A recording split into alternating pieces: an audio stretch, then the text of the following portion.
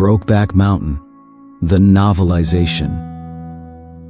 Novelized by Carmine. Original story by Annie Proulx.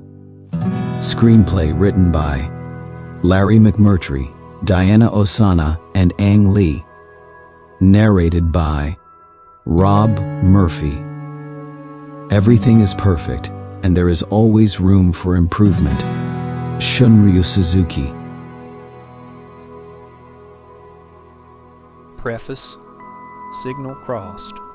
The Wyoming night clung to the earth like a heavy shroud, the kind that pressed down on your chest and made every breath feel like a fight.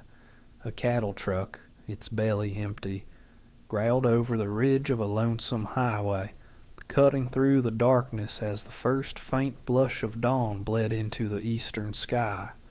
20 miles off, the lights of Signal twinkled, fragile as fallen stars scattered across the vast, unforgiving plain. The engine's roar was a hymn to the lonely, a sound that echoed in the bones of anyone who'd ever known what it was to be lost. Inside the cab, the air was thick with cigarette smoke, curling and twisting like ghosts in the dim light. Patsy Cline's voice wove through the haze, her "Walking After Midnight" a mournful thread stitching the silence together. The trucker, a man carved from stone and shadow, kept his eyes on the road, his hands steady on the wheel. Beside him sat Ennis Del Mar, a boy not yet 20, but already carrying the weight of a man twice his age. His faded denim shirt strained against his broad shoulders, the cuffs riding up his wrists, buttons gaping like they were begging for mercy. He wasn't soft, wasn't frivolous. Life had beaten that out of him long ago. Raised in Sage on hard work and harder times, he was a high school dropout with quick hands and a heart wrapped tight in barbed wire. Ennis reached for the mashed-up Stetson on the dashboard, his fingers brushing the creases worn deep by years of wind and sweat. He straightened it slow, deliberate, then settled it on his head, the brim casting a shadow over eyes that had seen too much and said too little. The hat was his armor, a piece of himself he could hold on to when the world tried to strip him bare. He glanced at the lights of Signal, closer now, maybe 5 miles off, glowing like a promise he didn't trust. "That's Signal, ain't it?"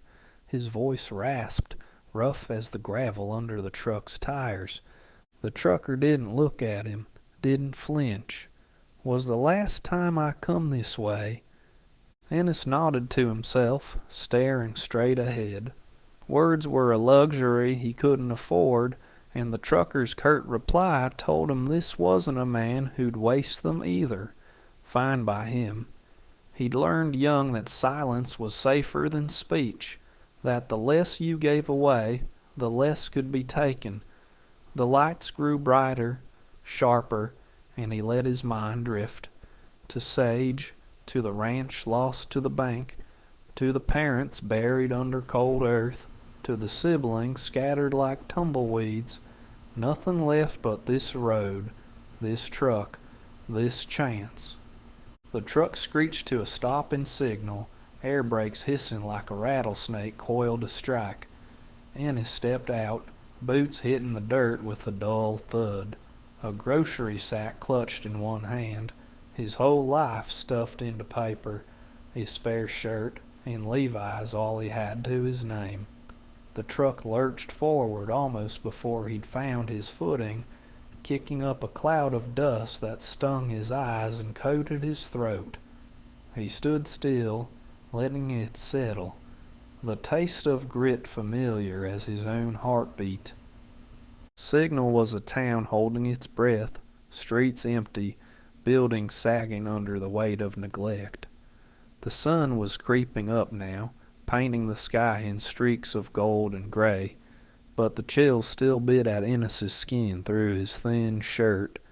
He stretched, his lanky frame unfolding, muscles honed by years of riding and fighting, aching from the cramped ride. Across the street, an old man wrestled a tractor tire as big as himself into a service station garage, his face twisted in a scowl that could have curdled milk. Ennis adjusted his stride, his right boot heel worn down, tilting him just off balance, and crossed over, the sack swinging at his side. "Excuse me," he said, voice low, almost lost in the morning breeze. "Mightn't you tell me where the Farm and Ranch Employment Office is at?" The old man looked up, sour as vinegar, but his eyes softened a fraction, like he saw something in Ennis worth a damn. He pointed down the street. "In that there trailer house, 3 blocks down. You'll see it." Ennis tipped his hat, a quiet thanks, and turned to go. But the old man wasn't done, his voice chasing after him like a whip crack.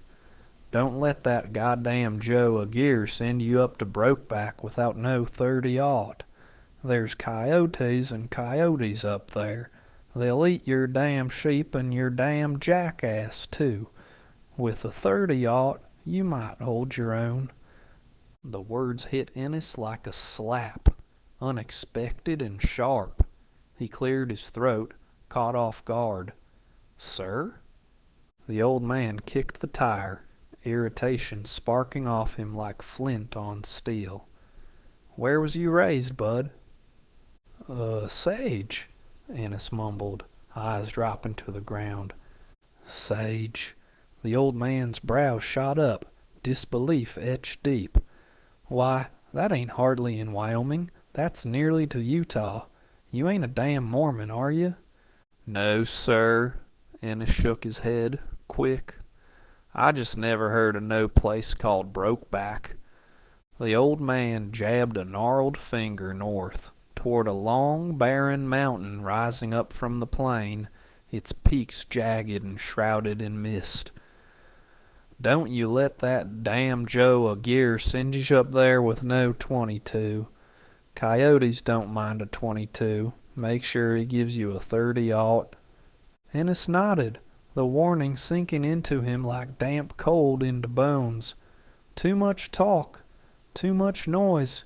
He wasn't used to it, didn't like it. He glanced at the mountain, its shadow stretching toward him, and felt a shiver that wasn't just the wind. Whatever Brokeback was, it loomed larger than the old man's words, a challenge he'd have to face with nothing but his hands and his grit. He walked on, the trailer house 3 blocks off, the mountain watching him go.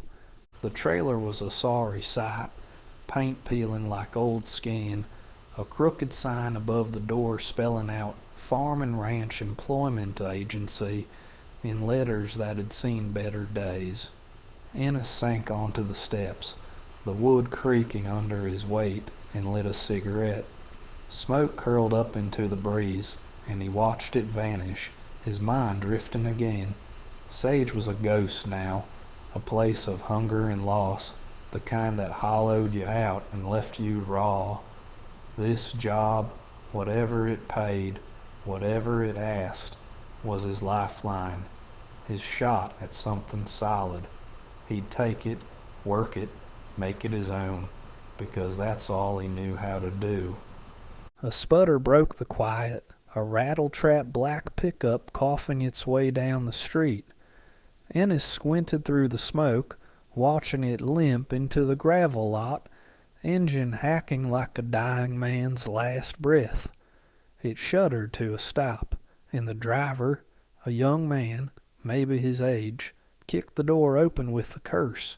Shorter than Ennis, compact, with dark hair and a restless spark in his step, he wore faded jeans and a shirt that had seen too many washes. He scowled at the truck, gave the tire a kick, then looked up, and their eyes locked. For a heartbeat, something flickered there, a thread of knowing, of shared struggle, but neither moved, neither spoke. The stranger, Jack Twist, though Ennis didn't know it, mood cooled when he saw Ennis. The stare was broken when Ennis looked away first, and Jack followed suit, staring back at the street. Silence fell heavy between them, thick as the dust on the road. Two souls down on their luck, bound by the same need, the same hunger for something more. Ennis took a drag, the smoke steadying him, grounding him.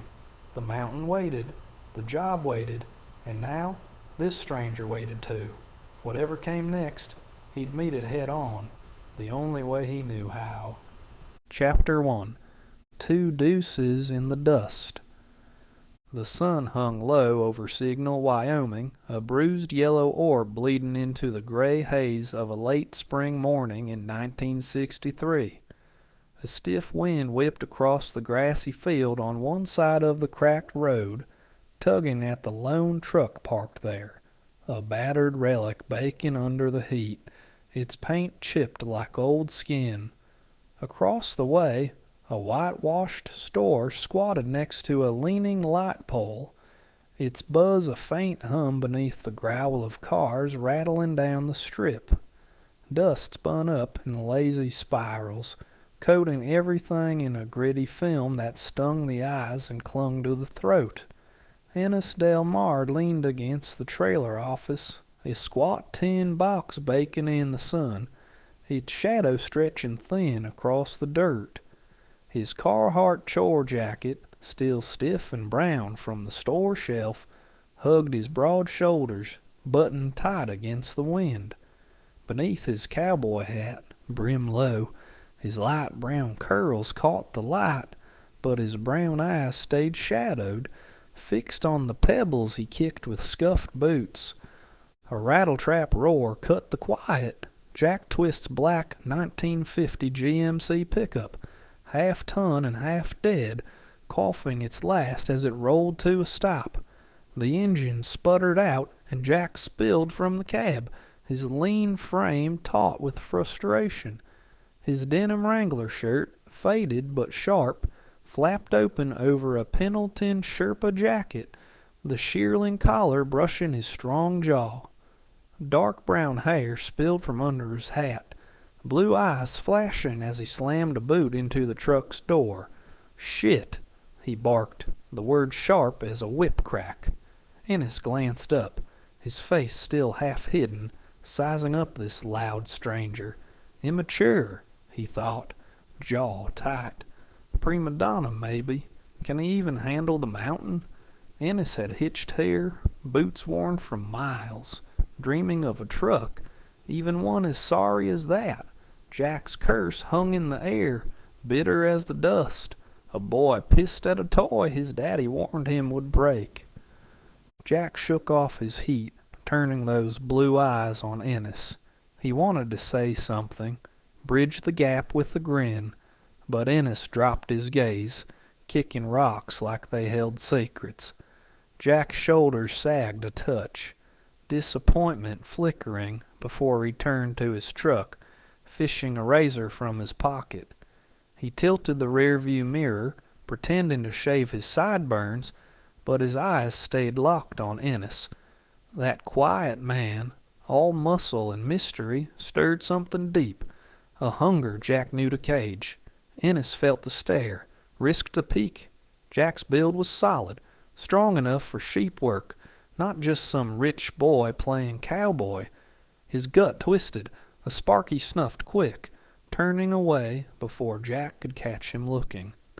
A brown rambler growled up, kicking gravel, and Joe Aguirre climbed out, stocky and weathered, his cowboy hat shading a sun-scorched face lined like cracked earth.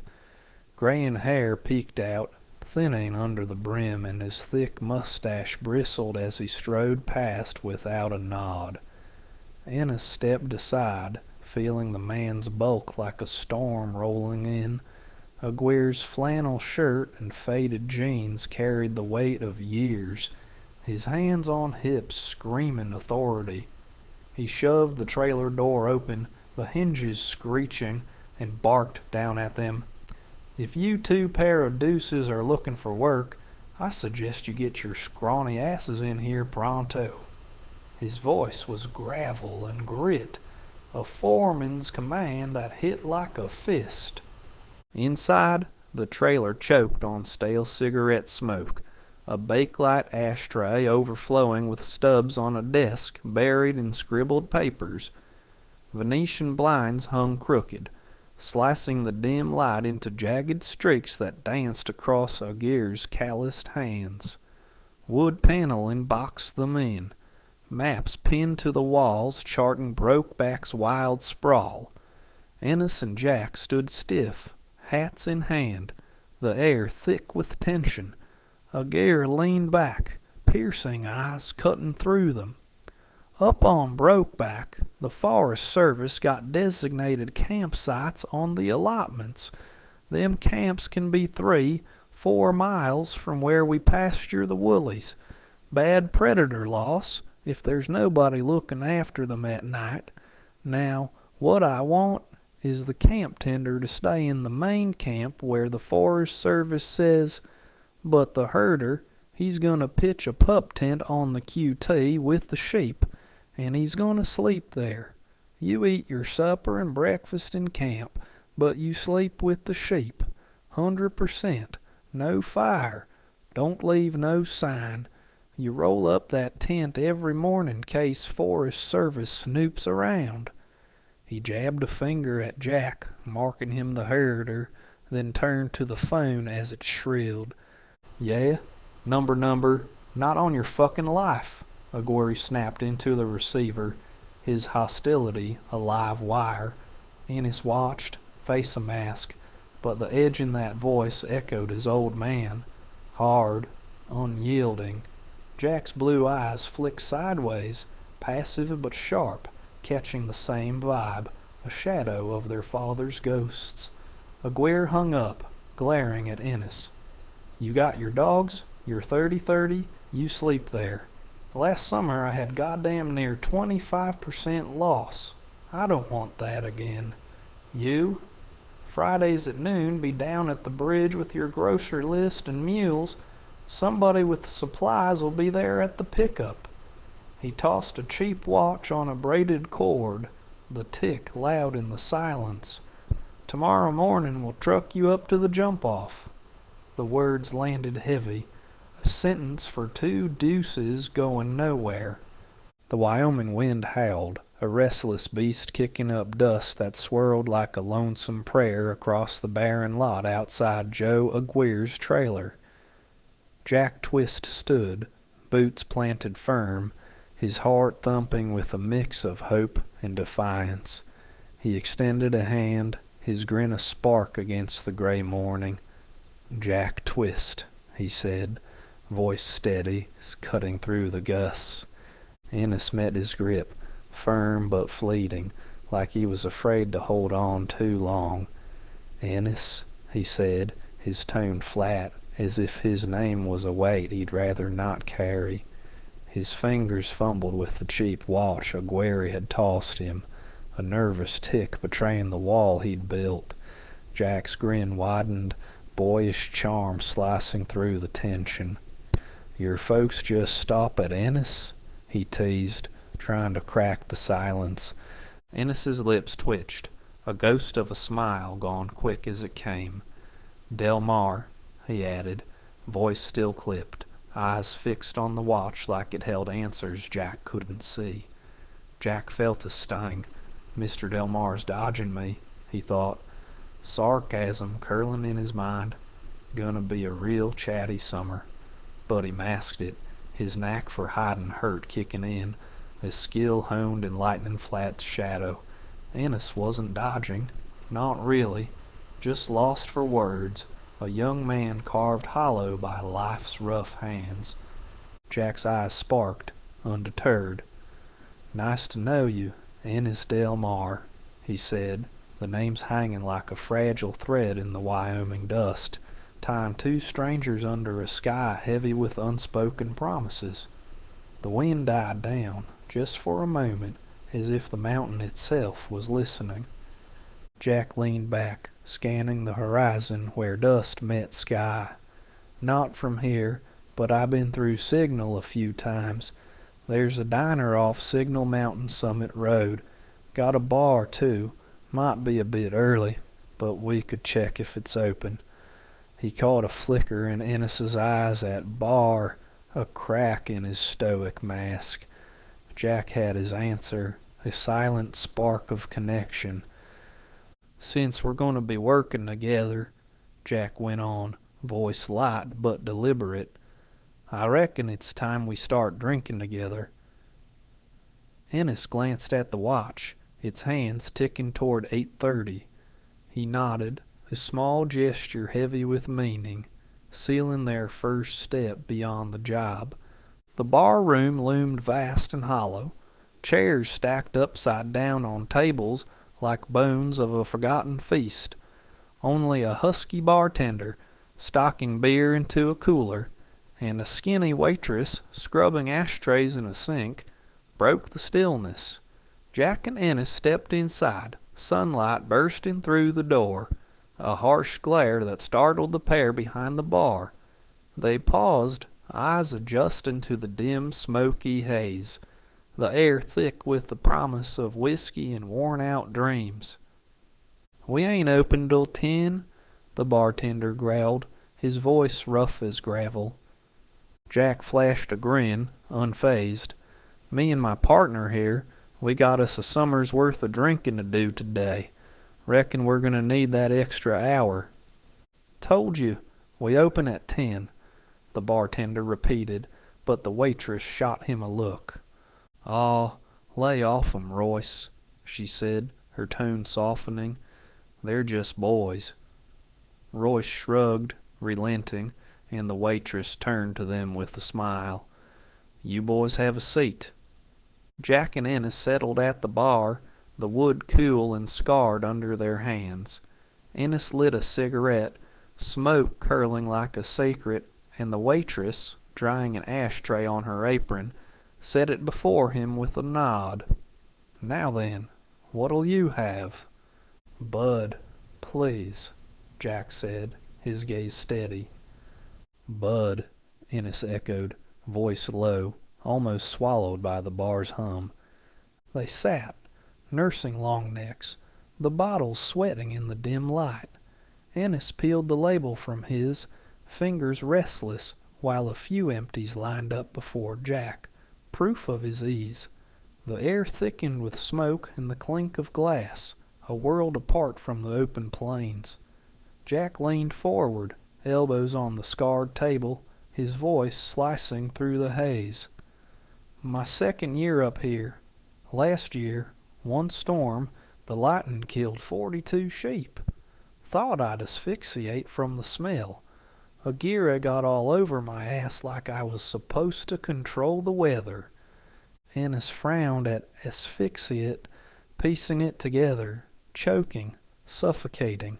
He pegged Jack for a college boy, cowboying for kicks, but the image of those sheep, fried and reeking, twisted his gut. His face flickered with horror just for a second before he locked it down, blank as stone. Jack, caught in his own tale, missed the shift, his words spilling on. "But it beats working for my old man," Jack said, bitterness creeping in. "Can't please my old man. No way. That's why I took to rodeoing. Do you ever rodeo?" Ennis sipped his beer, the taste sharp against the envy curling inside. Jack's wine grated, sensitive, always griping, but he had family, something Ennis hadn't had since his folks smashed up on Dead Horse Road. His father, if he'd lived, would have been worse than Aguirre, fists flying where words failed. "You know, once in a while, when I got the entry fee in my pocket," Ennis said, voice low, barely breaking the surface. Ennis was sizing Jack up, and it wasn't all good. That beat-up truck of Jack's still screamed money to him, a rich boy who could shake off the dark like dust. His fancy words, the pile of empties by his elbow, while Ennis nursed his one beer, the only one his buck could buy, It all marked Jack as different. Rodeoing, griping about his pa, he seemed soft, but there was grit there, too. Jack had faced Aguirre's wrath and come back, worked a job that could turn ugly fast. He wasn't just some rhinestone cowboy, and Ennis felt a grudging respect, even if Jack talked too damn much. "Yeah, are you from ranch people?" Jack asked, leaning closer, eyes bright with curiosity. "Yeah, I was," Ennis replied, gaze fixed on his bottle, like it held the weight of his past. "Your folks run you off?" Jack pressed, voice soft but probing. "No, they run themselves off," Ennis said, impassive. "There was one curve in the road in 43 miles, and they missed it. The bank took the ranch, and my brother and sister raised me mostly." Jack's face softened, a shadow of empathy crossing it. "Shit, that's hard." Ennis reached for Jack's lighter, their fingers brushing, a fleeting spark that sent a jolt through the smoky air. "Can I?" "Thank you." The waitress appeared, frowning at Ennis's half-full bottle. "You drinking that beer, or was you planning to grow flowers in it?" Ennis flushed, caught off guard, but Jack jumped in. "Tell you what, ma'am, you just keep lining them up." The waitress smiled, walking off, and Ennis muttered low, "I ain't got but $1 and some change." "You drink up," Jack said, easy and sure. "I worry about the tab." They chugged their beers, bottles slamming on the bar, the sound sharp in the quiet. The waitress returned with fresh ones, grinning. "That's more like it." She handed them each a bud, gathered the empties, and left. Jack's gaze lingered on Ennis as he sparked the lighter, the flame dancing across his high-arched nose, his scruffy jaw, etching weariness into his features like a brand. Life had hit Jack with a different kind of fist. Death a shadow he danced around, never faced head-on. His folks were still alive, their hold on him enlightening flat a chain he couldn't break, but losing them, it had set him adrift, an only child with no anchor to hold him. At 19, he was still chasing a dream he couldn't name, rodeos maybe, or some wind-scoured town where freedom wasn't just a whisper. Ennis, though, bore his losses like a scar, a quiet strength Jack envied, raw and untouchable. If his old man went, Jack had grieved the fights more than the man, each shouting match a jagged proof he'd never measure up. Orphaned, he'd be a tumbleweed, skittering across the plains with no kin to catch him, unlike Ennis with his brother and sister, distant as they were. 19 was too young for that kind of weight, so Jack buried it, chasing the next thrill to keep the dark at bay. But Ennis's story stuck. To Jack, life was a gamble. Rodeo falls that could break you, storms that could swallow you, a truck that might die on a lonely road. Death was the unturned card, lurking, and Jack wasn't ready to draw it. At 19, Jack craved more, wild rides, starlit nights, and more of this quiet man across the table, his presence a storm and a shelter all at once. Their eyes locked over the lighter's tremble and glow, a spark that burned deeper than the flame. Jack felt it, a pull toward Ennis, fierce and wordless. Chapter 2. Jack Twist. Jack Twist paused at the threshold of his room, the warped floorboards groaning beneath his boots like a lament for the years trapped within these walls. The air hung heavy, thick with the dust of forgotten dreams, and the faint, acrid trace of wood smoke seeping from the kitchen below.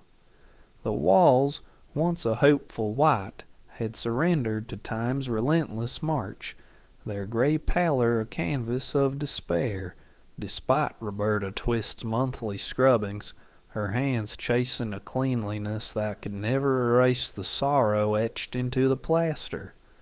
The room, tucked upstairs beside his parents' silent bedroom, was a cave of faded promises, its somber light filtering through a grimy window that framed the barren sprawl of lightning flats, neglected fields, a ghost town's last gasp under a sky bruised with longing. The twin bed, its frame too small for Jack's lanky 5'11" form, sagged against one wall, the mattress worn thin by nights of restless yearning. Beneath the window, a steam radiator stood cold, its hissing winter voice now mute, overlooking cracked earth where the ranch withered. Beside it, a wooden stool, Jack's own creation, wobbly from his post-Gillette days, teetered like his faltering hopes, a stark contrast to the sturdy desk and chair across the room, crafted by John Twist's unyielding hands. The desk bore the weight of Jack's abandoned ambitions, a stack of yellowed books, untouched since his high school dropout, and a pile of letters, some sealed, others worn from rereading, each a fragile thread to a world that rarely answered. Above, two 1851 Colt revolving Navy pistols hung, their barrels cloaked in dust, relics of a boy's adventure dreams now dulled by the room's relentless decay. Jack's lean frame hunched over a battered duffel bag, his hands moving with a restless rhythm as he packed, dark hair falling into his eyes with each impatient swipe.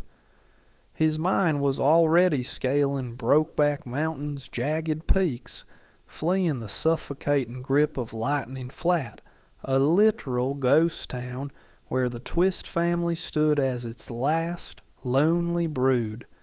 He hated the return 2 years ago, the forced surrender of school to this dying ranch, where his aging parents, John's bitter commands and Roberta's quiet grief, could scarcely be called kin without siblings to share the load. The room, sad and dull, its poor, faded walls a mirror to his unfulfilled desires, could no longer hold him. As he zipped the bag, the Colt pistols seemed to watch, their dusty gaze a silent farewell to the boy who'd hung them, now a man ready to chase the freedom that burned brighter than any flame in this forsaken place. His fingers brushed against a small stash of bills, $32, hard-earned and hidden from last year's grueling work on Brokeback, enough for the 4-hour drive to Signal with a full tank of gas. It was his lifeline, a fragile thread of independence woven through months of toil. His gaze fell on the harmonica atop his desk, its cool metal glint catching the dim light like a star falling to earth. He lifted it, tracing its edges, and a tide of memory surged, a melody under a sky of endless stars, a tender ache pulling him back to the best night of his young life. The harsh sputter of John Twist's tobacco spit into a coffee can shattered the reverie, a violation that made Jack's heart flinch. He dropped the harmonica into the bag, its clink a muffled cry, as the echo of his father's presence trespassed into that sacred space, tainting it with the ranch's decay. "How much that Aguirre paying you this time?" John's voice rasped from the doorway, low and gravelly, his shadow looming like the weight of Lightning Flat itself. Jack turned, meeting his father's hard stare. $194 a month, living arrangements covered, he said, voice steady but tight, leaving out the truth. Sleeping on Brokeback was hell, the cold biting deeper than the pay justified. Last year, splitting the work with 3 other ranchers hadn't lightened the load, not when his mind was tangled in Laramie's pull, letters sent with hope and answered too rarely.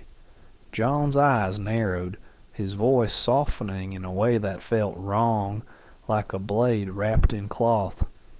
We got our own land, that we can tend to. Save this place. Jack's jaw clenched, the urge to spit back rising.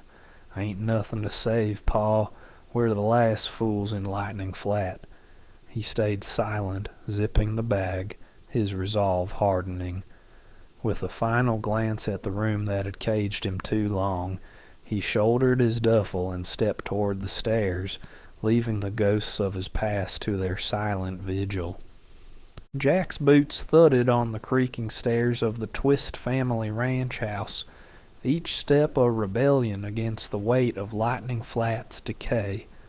The air grew heavier as he descended, the duffel bag slung over his shoulder a lifeline, its contents his armor against the life he was leaving behind. John Twist's voice cut through the air, sharp as a barbed fence, stopping Jack mid-step. "You heading up that damn mountain again?" John rasped, his words dripping with scorn. "Last year lightning took 40-odd sheep in one storm. Act of God, boy. Brokeback's haunted." Jack's jaw tightened, his blue eyes flashing defiance. "When you start believing ghost stories?" He shot back, voice rough with the Wyoming drawl, each word a shield against his father's venom. John's eyes narrowed, his weathered face a map of bitterness carved by years of failure. "I don't," he growled, voice low, trying for warmth but landing cold as a winter ditch. "I just know when something's a dumb idea. You'd think 3 years of high school had learned you that. Suppose not." Jack's chest burned, the urge to spit back rising, but he swallowed it, his boots hitting the kitchen floor with a thud that echoed in the tense silence. Roberta Twist stood by the counter, her stout frame a quiet anchor, hands rough from years of toil gripping the sink's edge. Her eyes, soft as twilight, held a mother's love shadowed by worry. A woman born in the 20s, shaped by this unforgiving land, now watching her son slip away again. Roberta's gaze met Jack's, a silent plea in the dim light. "No new mail?" Jack asked, voice softer, hoping for some good news. She shook her head, her lips a thin line. "Nothing since Christmas," she said, her voice a whisper of grief. John sucked his teeth, a sharp sound that cut through the room, his knowledge of Jack's unspoken hopes a blade no one dared name. The moment hung heavy, like broken glass at Jack's throat, shame prickling his skin as it did theirs, though none would speak it. John sank into his chair at the dining table's head, newspaper rustling, eyes fixed on the page to avoid them both. "I can't stand saying goodbye to you," Roberta said, her voice cracking. "Seems like that's all I've done these last 4 years." John's mocking snort broke the silence. "Then you should be a lot better at it," he said, not looking up, his words a cold jab at her pain. John Thomas Twist sat at the table, his gnarled hands folded on the worn plastic tablecloth, his gaze pinned to Jack like a hawk tracking prey. His face was a map of hard lines and sun-scorched skin, his eyes glinting with the bitterness that had settled in after the war. "So you're heading back to that damn mountain," he growled, his voice rough as gravel. "Thought you had more sense than that, boy." Jack didn't look up, his jaw tightening as he shoved a shirt into the bag. "It's a job, Dad. Pays better than anything around here." "Job?" John scoffed, his lip curling. "Herding sheep for that crook of Gweer? That's no job for a man. You should be here, working the ranch, not running off to play cowboy." Roberta shifted, her voice slipping out like a whisper on the wind. "John, maybe it's good for him. Jack's always been good with animals, and the money—" "Money?" John cut her off, his eyes flashing. "We don't need his damn money. We need him here, pulling his weight, But no, he'd rather go off, and he stopped, the unspoken words sinking into the silence, heavy as lead. Jack zipped the bag shut, his movements sharp and deliberate. "I ain't running off, Dad. I'm taking a job, same as last year." "And look how that turned out," John muttered, his tone dripping with disdain. "Came back with nothing but stories and a bruised ego." Jack's hands clenched into fists, but he kept his voice steady. "I came back with money, Dad, money we needed." John leaned forward, his chair scraping against the floor. "Aguirre's a cheat, and that mountain's no place for a twist. You belong here, with your family." Roberta stepped closer, her hand resting on Jack's shoulder, a small act of defiance against the storm brewing in her husband. "Jack's a grown man, John. He can make his own choices." John's gaze snapped to her, hard and unyielding. "Stay out of it, woman." But Roberta held her ground, her voice soft but firm. "He's our son, John, and he's trying his best." Jack felt a flicker of warmth for his mother, a lifeline in the suffocating weight of his father's judgment, but it wasn't enough to break the wall between them. He slung the bag over his shoulder, meeting John's stare head on. "I'll be back in the fall, Dad, same as always." John's lip curled. "Don't expect a parade when you do." Jack turned to his mother, her eyes shimmering with unshed tears.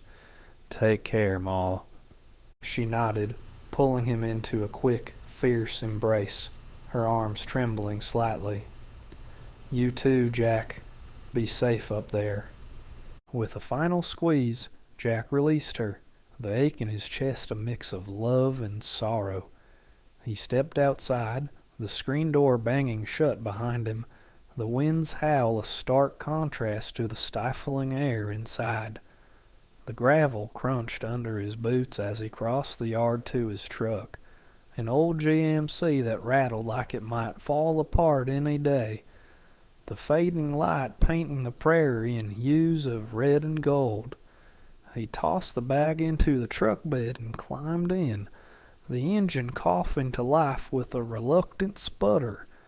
As the truck rumbled down the dirt road, Jack's mind drifted to the town he was leaving behind. Lightning Flat was a speck on the map, a cluster of ranches clinging to the edge of nowhere, stranded between the Belle Fourche and the Powder River. The land stretched out flat and endless, broken only by low hills to the west and the distant silhouette of Devil's Tower. As the truck rumbled on, Jack's thoughts turned to the town's lost years, a place broken by drought and despair. The homesteading boom of the early 1920s had promised life, but the prairie's stingy rains, barely 12 inches a year, mocked the settlers' hopes. By 1927, the Lightning Flat flash, the town's frail voice, had fallen silent, its pages buried in the wind. The Dust Bowl of the 1930s sealed its fate, driving families to abandon their properties for more populous towns. The former residents' names etched in delinquent tax lists like gravestones in the Sundance Times newspaper, the last paper to ever report on Lightning Flat. The Twist family weren't broke, not exactly. They had land, handed down from Roberta's people. Much of that money had dried up long ago, lost to the borrowing crisis in the Great Depression. John clung to the ranch like it was his last stand, a ranch obtained by his parents during the homestead era. But Jack saw it for what it was, a cage. His fate would not be die in a town that had died decades before he was born. Roberta had always believed in him, her only son, her dreamer, wanting him to finish school, to be something grand. But Jack had his father's blood, the rodeo itch, even if John's hands had turned that legacy into a weapon. The memory surged unbidden, sharp as the crack of a belt. Jack at 4 years old, cowering in the bathroom as John loomed over him, belt in hand. The shame of it lingered like a bruise that wouldn't fade. Roberta had tried to shield him, her quiet strength a balm against John's storm, but it was never enough. Jack loved her, fierce and true, but he couldn't stay, not under that roof, not with the weight of his father's anger haunting every corner. The road unrolled before him, a ribbon of dust cutting through the prairie, the sky bleeding into dusk, sharp with the scent of sage and earth. Jack's hands gripped the wheel, his pulse thrumming with dread and longing.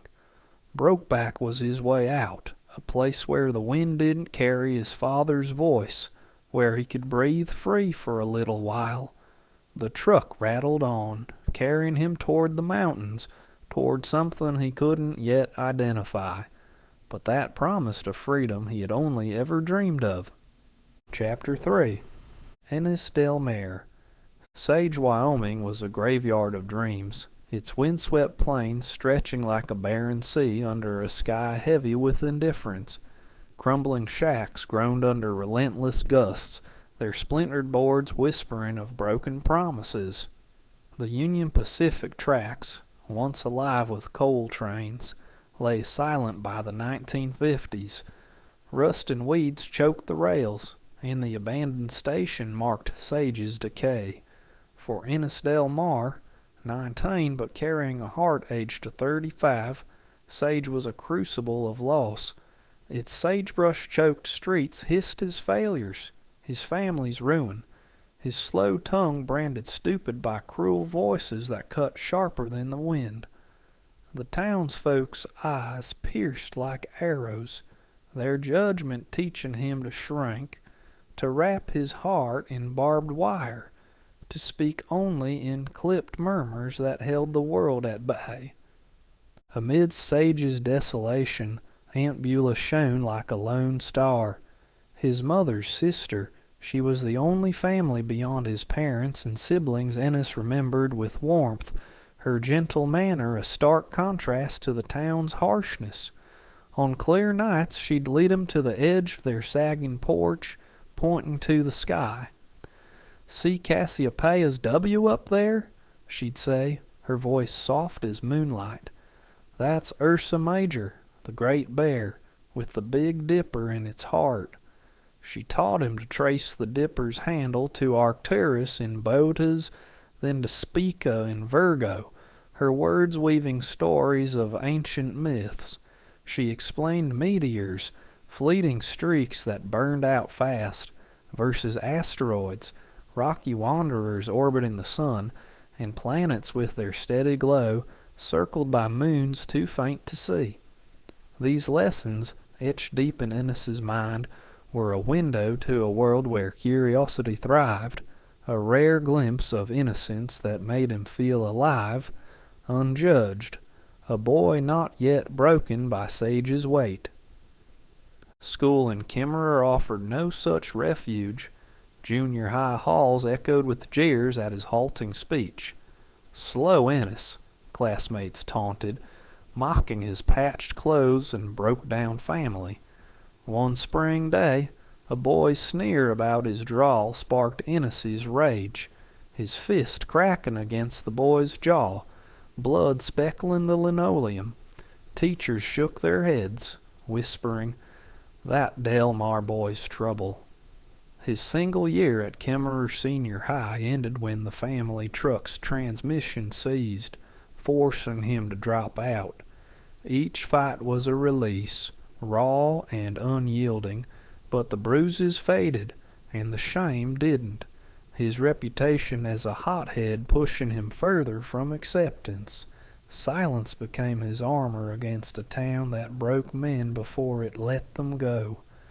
The stars followed Ennis, a constant amidst the chaos, linking Sage's scars to new horizons. When his father, Dale Del Mar, a coal hauler turned rancher, died with Ennis's mother in a crash on Dead Horse Road, Ennis, at 13, inherited $24 and a wound that never closed. At 9, Dale had shown him Earl's mutilated body in a ditch, a warning that chained Ennis's heart to fear. Teaching him trust was a gamble too costly. The Delmar Ranch, foreclosed by the bank, scattered Ennis, Jenny, and K.E. like tumbleweeds. At the Sage Diner, a man's jibe about their lost ranch lit Ennis's rage, his fist silencing the taunt but earning a warning. "You're making it worse, Ennis." Jenny, barely 16, clung to grit and prayer, but charity couldn't fill the void. Sage forged Ennis into a man who survived by shutting out the world, his eyes scanning for the next blow. Worland, from 1958 to 1960, offered a flicker of hope, its Washakie County fields blooming where Sage's dust choked. Hauling hay with K.E., Ennis worked under a sky thick with stars. Pausing, sweat stinging his eyes, he'd recall Aunt Beulah's lessons. Meteors burn quick, Ennis, but asteroids endure, like the planets and their moons. Her words, a lifeline to his childhood wonder, proved he could learn, despite Sage's cruel labels. The labor tethered him, each bale a thread to something less broken. But Worland's bustle, new stores, unfamiliar faces, deepened his silence. A ranch hand's taunt about his speech nearly sparked a fight, but K.E.'s warning, "You can't keep fighting, Ennis," stayed his hand, the restraint fueling his isolation. When K.E. married Cassie, building a family, Ennis became a shadow, pushed out, Sage's scars branding him a man adrift. Yet the stars remained, a silent reminder of innocence he longed to reclaim. The night sky's constancy followed Ennis to a Worland diner, its neon glow a faint echo of the stars above. K.E. and Cassie, laughing over coffee stains, had chosen the place for dinner, Ennis trailing along, his boots heavy on the checkered linoleum. The diner buzzed, ranchers swapping tales, families sharing fries, a jukebox humming Johnny Cash. Ennis sat, a shadow in their warmth, his fork scraping cold fries, his gaze drifting to the window where the town's lights drowned the stars. Alma Beers moved through the tables, her brown hair neatly pinned, her smile kind but unremarkable, a steady presence like the diner's endless coffee. "More coffee?" she asked, her voice soft, her eyes meeting Ennis's with polite warmth.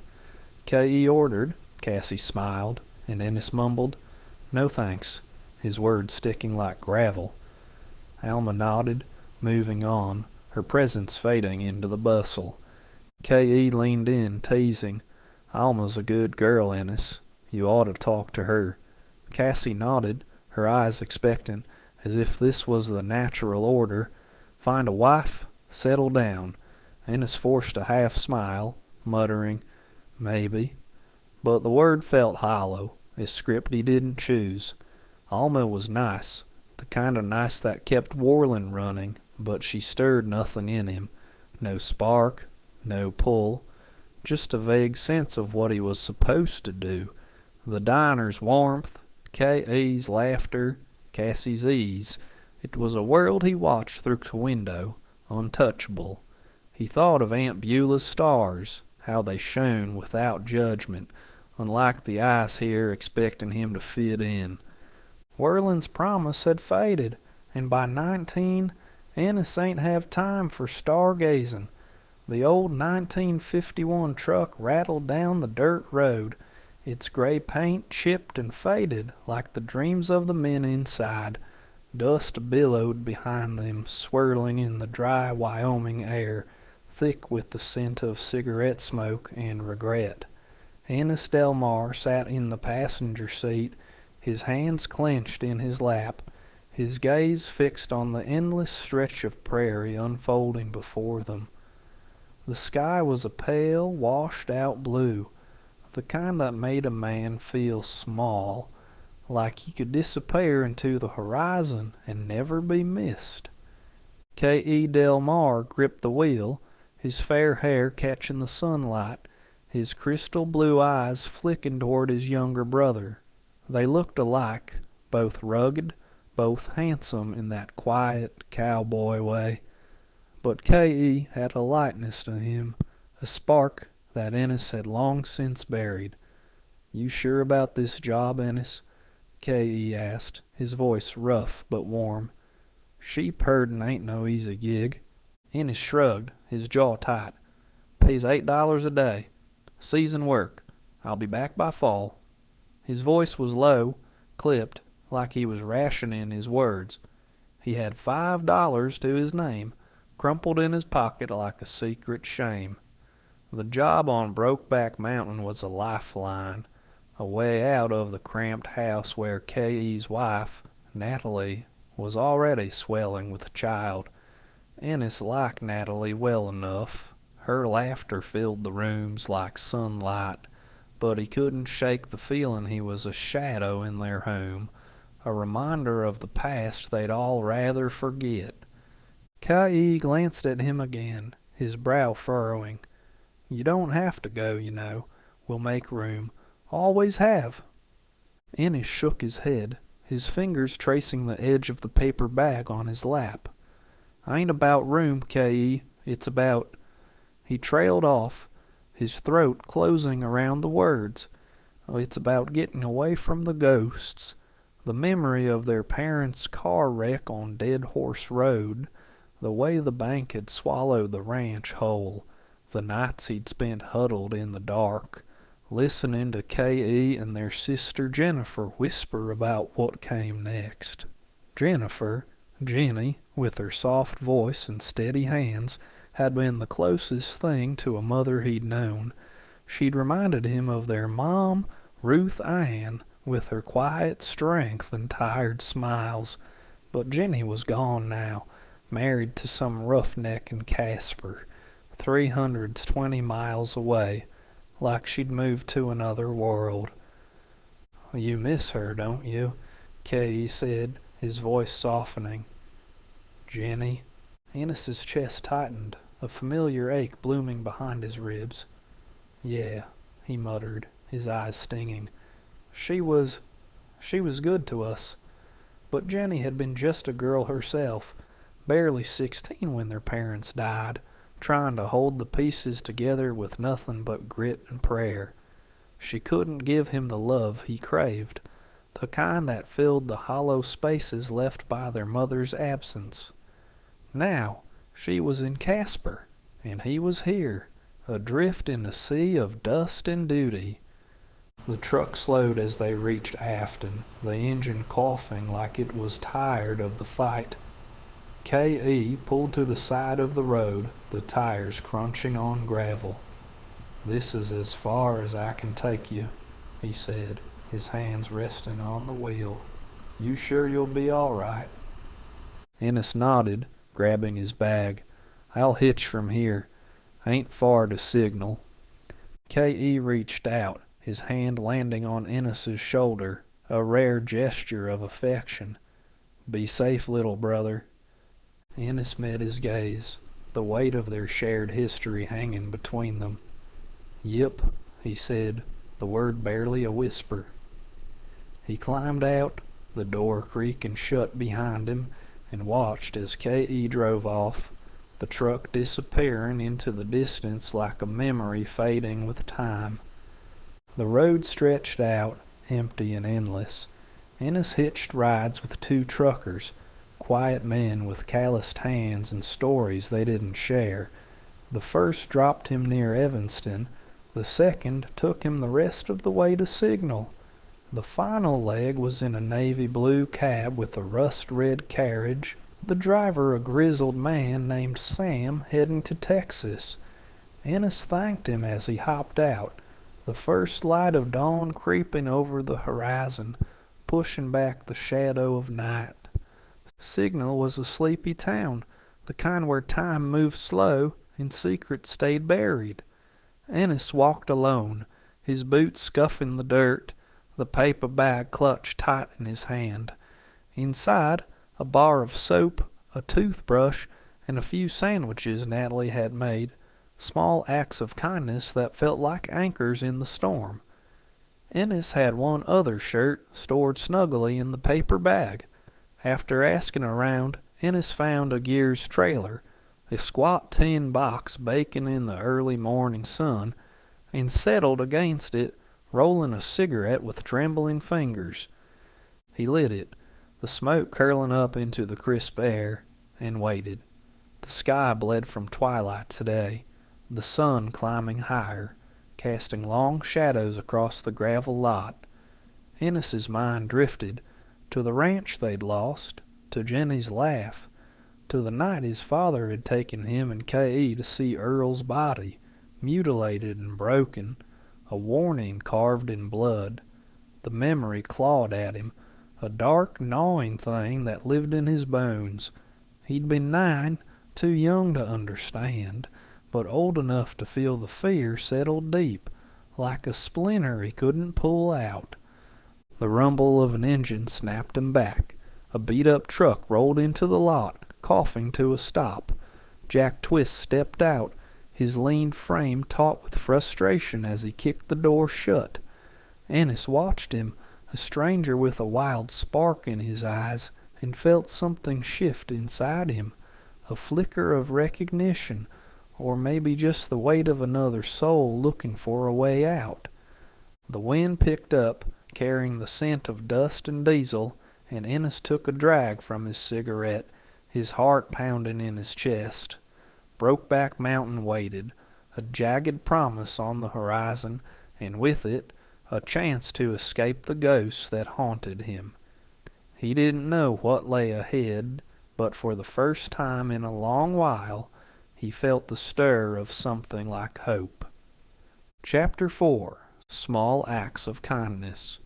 The bar was a dim cave of smoke and shadow, the air thick with the scent of stale beer, and the low hum of country tunes crackling from a jukebox in the corner. Bottles clinked, laughter spilled from the booths, but at the far end of the counter, Ennis Del Mar and Jack Twist sat in their own quiet world, nursing dark bottles of amber brew. The clock on the wall read 3:30, but time felt like it had slowed, stretching the afternoon into something heavy and unspoken. Jack Twist leaned back, his faded blue jeans creaking against the stool, his worn plaid shirt rolled up to his elbows, exposing forearms tanned from years under the Wyoming sun. His cowboy boots were scuffed, the leather cracked like the earth after a drought, and his minor bull-riding belt buckle glinted faintly in the low light, a badge of honor from a life spent chasing glory and bruises.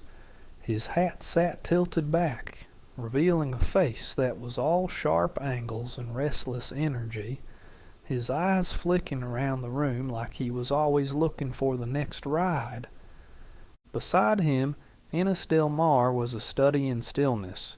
His torn jeans gaped at the knees, his faded plaid shirt missing buttons, hanging loose over a frame that was all sinew and bone. His boots were worn thin, his tattered jacket slung over the back of his stool, and his hat, battered and dusty, sat low on his brow, shadowing his rugged, freckled face. He gripped his beer with nicked hands, his fingers tracing the label, his mind somewhere far off, tangled in thoughts he couldn't voice. Jack took a swig, the bottle clinking against his teeth. "So what's the deal with the Guerra?" Ennis asked, his voice low, like he was testing the waters. Jack smirked, leaning forward. "Hothead, thinks he's king of the mountain, but he don't respect nobody. Still, he pays. Best we can hope for, I reckon." Ennis's eyes narrowed, a flicker of something sharp crossing his face, the booze loosening his lips like a gate swinging open in a storm. "You talk like you got options. You some kind of fat cat, huh?" His words cut, raw and quick. Born from a lifetime of sage's dust and chimera's jeers, where anyone with a shine like Jack's seemed a world apart, untouchable. Jack's grin faltered, his jaw tightening, the barb stinging deeper than Ennis meant. If I was rich, you think I'd be working for fucking Aguirre? He laughed, but it was hollow, the sound swallowed by the bar's din, like a cry lost in the Wyoming wind. I ain't rich, Ennis, just the only kid left. Had a sister once, died young, crib death. If we'd had another mouth to feed, we'd all be starved by now. His voice cracked, a shadow of Lightning Flat's hunger flickering in his eyes, but he masked it with a quick swig, the beer a shield against the truth. Ennis's gaze softened, just a touch, a pang of guilt twisting in his gut for judging Jack so quick. Jack's presence, all warmth and chatter, made Ennis's skin itch, like standing too close to a fire he didn't trust. Only kid left. The words clawed at him, dragging up the ache of Jenny's wedding in Casper, the last time he'd felt tethered to anyone. His folks were gone, leaving him adrift in a sea of dust and duty. He took a slow sip, the beer cold against the ache, his mind churning with the weight of Jack's words. Jack was different, a spark in the dark, and Ennis felt a pull, something deeper. Jack had learned to wear his poverty like a borrowed suit, stitching it together with a smile that could light up a room. In Lightning Flat, Jack had watched his father's bitterness eat their lives like rust on a fence post. But in Gillette, he'd honed a charm that turned heads, dressing sharp even in second-hand threads, his grin a weapon against the world's scorn. Under the stars, with a boy whose laughter once felt like home, he'd learned to polish his edges, to hide the hunger in his belly with a devilish wink. That charm was his armor, a way to survive a place that chewed up the weak and spat them out. And now, in this bar, he wielded it on Ennis, his eyes flicking over him with a hunger he buried beneath a practiced smile. Ennis, though, had no time for such masks. Poverty was his truth, raw and unyielding, like the cracked earth of sage. His patched jeans and worn boots were a badge of survival, not shame. Jack's warmth, his easy talk, was a crack in Ennis's wall. The booze loosened his tongue, but it was Jack's grin, bright as a star in the Wyoming night, that made him want to stay, to listen, to let the world in just a little, like a spark catching in dry grass. Ennis didn't know how to make friends. Sage was too lonesome, its back roads too empty for connection, and schoolyards had taught him only cruelty, taunts that ended in bloodied knuckles and a deeper isolation. Jack's openness was a foreign land, a place where words flowed like water, not rationed like Ennis's clipped murmurs. He felt a twinge of guilt for snapping at Jack, for assuming he was some rich boy playing cowboy. He wanted to fix it, to mend the sharp edge he'd shown. Jack liked to talk, especially about himself, and Ennis, for once, was willing to listen, the booze and Jack's grin pulling him out of the shadows. Talking wasn't Ennis's way, but Jack's stories, his devilish smile, made it easier. He leaned forward, the beer loosening his guard, and asked, "So what was life like in Lightning Flat?" "I ain't heard of it." Jack's eyes lit up, a ghost of a devilish smile playing on his lips. "Ever live in a graveyard? 'Cause that's basically Lightning Flat. The town god, Kennedy, and everybody else forgot about." He raised his glass in a mock toast, the gesture bold and boyish. Ennis nodded, a faint smile tugging at his mouth. "Sounds like Sage. You go to school out there?" Jack's grin widened, and he tugged at his belt, showing off a shiny brass, copper, and silver minor bull riding buckle standing proud like a Christmas tree in a storefront. Gillette, about 3 hours off. Good times. Got this there. Last thing I nabbed from high school. Man, what a night. 16, I think. Damn good time. His eyes sparkled, still clinging to a boyish joy Ennis had lost long before his parents' wreck. Ennis felt a quiet happiness for Jack, for the innocence he still carried, a spark he envied but didn't resent. Jack's voice turned curious, his gaze sharp but soft, like he was seeing Ennis for the first time. So why you take this job? I know how evil Agira is already. Better to deal with the devil you know. But how did you, all the way in Sage, find this gig? A waitress dropped off fresh beers in a bowl of trail mix, raisins, peanuts, toasted wheat chips. Both men thanked her, but Ennis's eyes lit up at the food, his hunger a raw edge Jack caught with a knowing glance.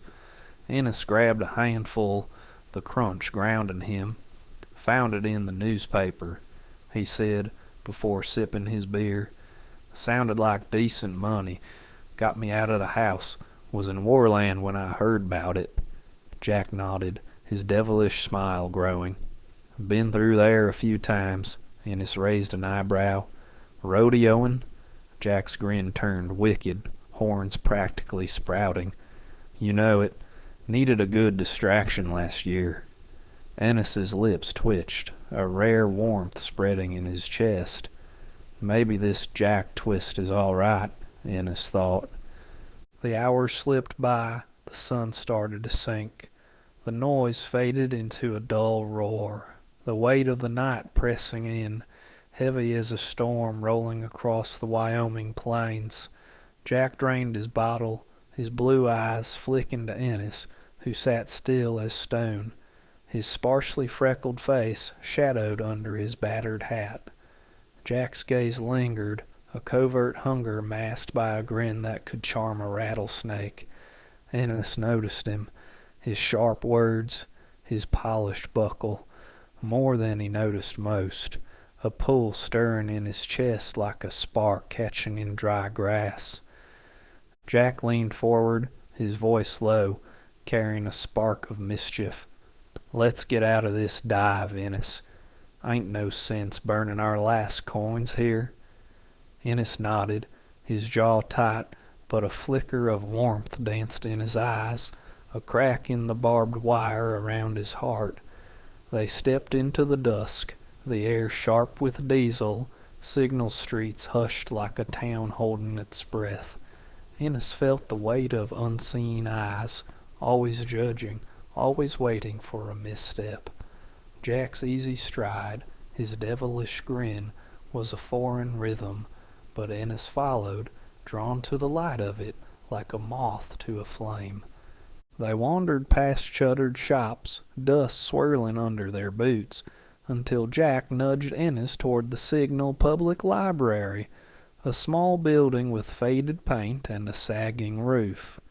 Inside, the air was thick with the musty scent of old books, the shelves sparse but heavy with quiet.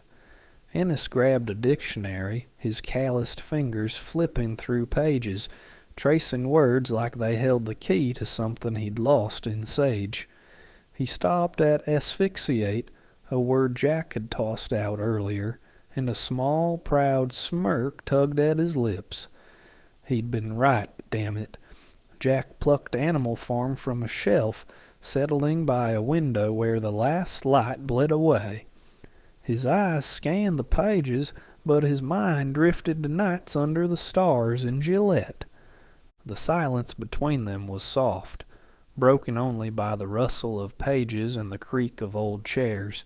Jack glanced up, his grin sparking. In a somewhat hushed voice, Jack said, "You findin' anything worth knowing in that book, cowboy?" Ennis shrugged, his voice gruff. "Just checking words."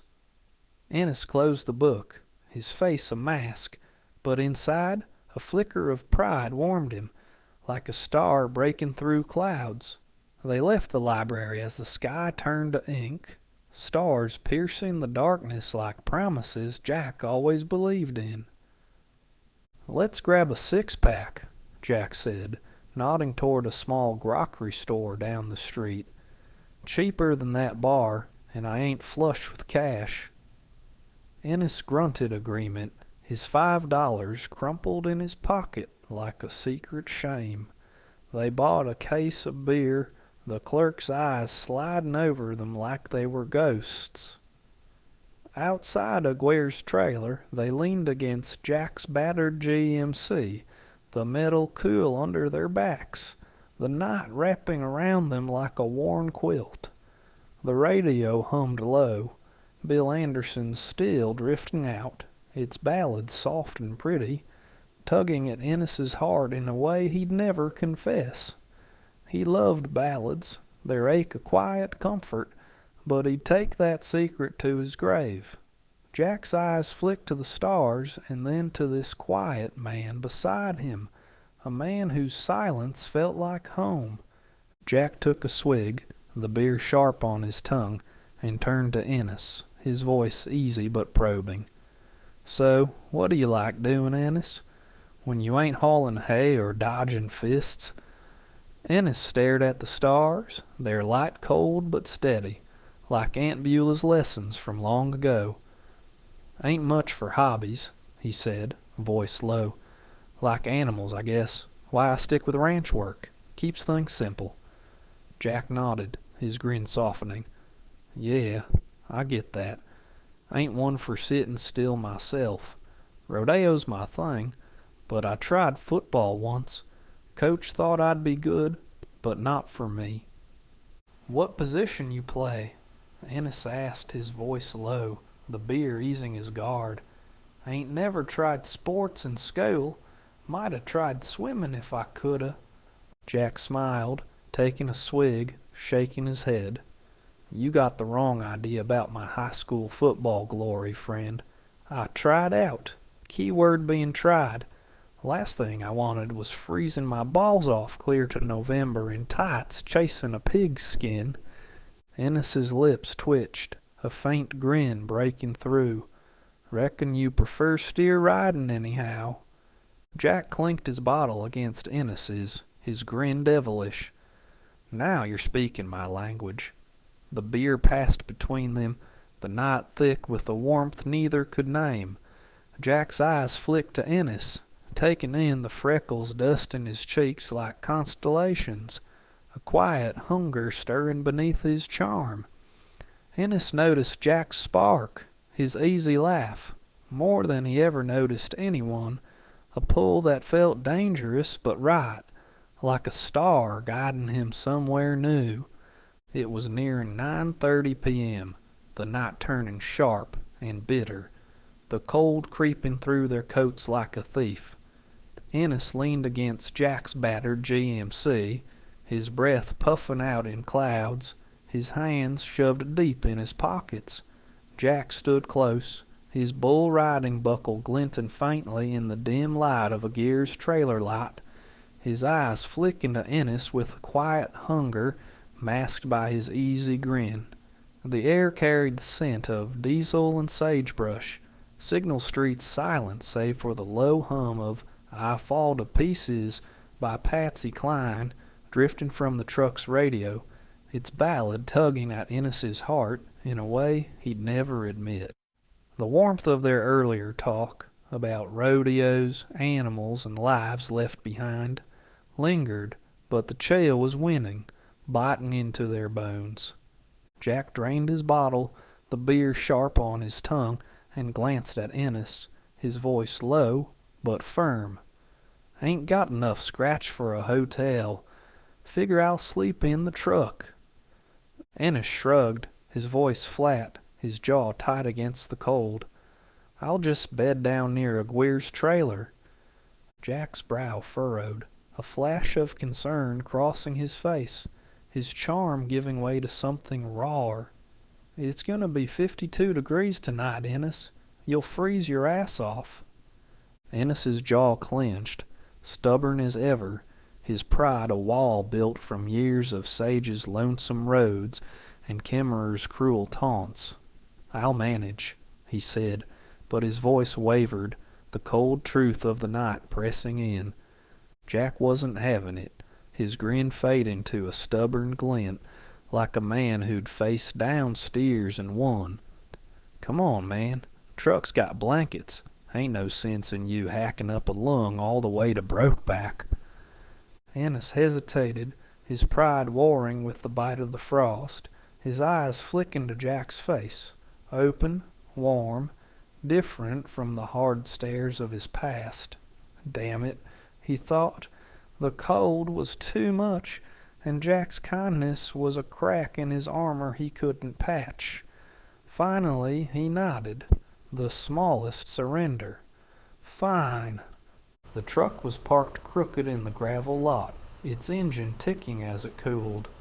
Inside, the air was sharp with the bite of early frost, the kind that seeped into your bones and stayed there.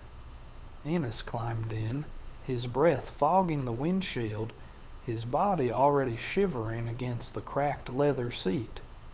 Jack followed, pulling thick wool blankets from the back, their weight a promise of warmth in a world that offered little. Ennis huddled into himself, arms crossed tight, his jaw set against the chill, his freckled face shadowed but softer now, noticing Jack's quiet care more than he ever noticed anyone. Jack watched him, his gaze lingering on the sharp line of Ennis's jaw, the way his eyes stayed half-closed, guarded even in the quiet. A flicker of something unspoken stirred in Jack's chest, a longing he buried beneath his Gillette-honed charm, but it burned like a coal in the dark. "Stubborn as a mule," he muttered, half to himself, draping the blanket over Ennis's shoulders. The wool was rough but warm, a small act of care that felt like a lifeline in the cold, a gesture that carried the weight of something deeper. Ennis didn't speak, just pulled the blanket tighter, his fingers brushing Jack's for a heartbeat. The touch was fleeting, a spark in the dark that lingered in the cramped cab, warming the air between them. Jack settled beside him, their shoulders close, the silence thick with things unspoken, losses carried from Sage and Lightning Flat, dreams buried under Wyoming's hard earth. Jack's breathing slowed, softening into a quiet rhythm, and soon he was asleep, his head tilted against the seat, his face peaceful in a way that caught Ennis off guard. Ennis stayed awake, his eyes fixed on the darkness beyond the windshield, the cold still biting at his fingertips. Jack's soft breathing filled the cab, gentle like a baby's, like his nephew's in Casper, quiet in a way that didn't belong in a beat-up truck. If Jack could sleep so peaceful here, Ennis wondered, what rougher places had he laid his head? Lightning Flat's hard beds, maybe, or worse. Ennis lit a cigarette, the match flaring briefly, and cracked the window just enough to let the smoke curl out into the night. He'd misjudged Jack. Twist's kindness proved him wrong. A quiet gladness settled in him, warm as the will for giving Jack a second chance. He exhaled, the smoke vanishing into the dark, and just sat there, staring into the night. The night stretched on, the radio's soft ballad fading into a whisper, and in that battered truck 2 men slept, side by side, bound by a warmth that cut through the cold, a fragile promise of something new that would carry them up the mountain and into the wild. Chapter 5. Tell It on the Mountain. The truck was a coffin of stale air, thick with the musk of sweat and the ghosts of last night's beer. Ennis Del Mar stirred beneath a threadbare blanket, its rough weave scraping his skin like a whispered warning. His eyes cracked open, squinting against the weak light seeping through the grimy window. Beside him, Jack Twist lay still, his chest rising and falling in a rhythm so soft it seemed unnatural. Jack, the chatterbox, the spark that never dimmed, quiet as a babe in the cradle. Ennis turned his head, his gaze snagging on Jack's face, slack and peaceful in sleep. The sharp cut of his jaw, the slight blush across his nose, they pulled at Ennis, held him longer than he meant to stay. A heat crept up his neck, a flicker of something raw and unnameable tightening his chest. He jerked his eyes away, hands fumbling for his cigarette pack like it was a lifeline. Rolling the smoke between roughened fingers, Ennis steadied himself, the ritual a shield against the storm brewing inside. He struck a match and stepped outside. The morning air bit at his face, sharp and clean, a slap to shake loose the thoughts he didn't want to acknowledge. Behind him the truck door creaked, and Jack stirred awake, rubbing sleep from his eyes. Through the smudged glass he caught Ennis standing there, a lone figure wreathed in smoke. Jack's gaze lingered on his face, then scanning his form. Ennis was built for the saddle and the brawl, his body a coil of muscle and grace, reflexes sharp as a hawk's. Jack felt a tug, a mix of awe and something deeper, but he swallowed it down, hauling himself upright with sleepy, drunken feet. "Hell of a night, freezing," Jack said, his voice rough but warm, a grin breaking through his hangover haze. "I can tell you're tougher than a one-eyed alley cat. No way you could have made it out here all night." Ennis exhaled a plume of smoke, his eyes narrowing, a faint smirk curving his lips. "Sure enough," he muttered, his voice low, the cigarette a shield against Jack's easy warmth. "How long's the drive up to Brokeback?" Jack leaned against the truck, his bull riding buckle glinting in the morning light.